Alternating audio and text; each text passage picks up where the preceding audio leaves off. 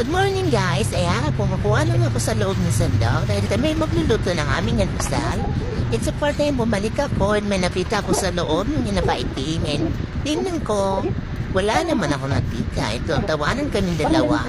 And then, nag-iwa ko ng parts yan and forward na natin. Kakain na, kain guys.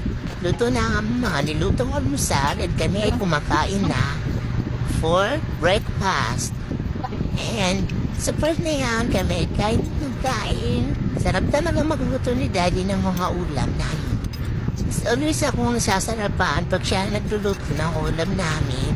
Dahil ako ay tinatinahan kumain dahil sa sobrang sarap yung magluto. And yung lumpia, tinulungan ko na siya magluto dahil naawa na ako na naman lagi nagluluto. Charo! Ayan, masarap naman daw yung lumpia ko. Kaya ayan, sa part na yan, kumakain siya ng lumpia. And hindi naman talaga siya kumakain dyan ng lumpia. Gusto niya yung patikim-tikim lang. Pero yung natikman niya yung lumpia ko, makain na siya. Ayan, nagsusubuan pa nga. Tawanan pa silang dalawa.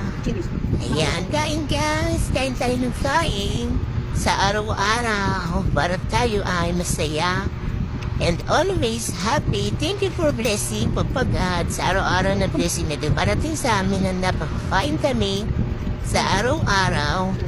Sobrang blessed na po sa amin, dalawa yun. And ayan, mabababay na kami guys. Thank you for watching.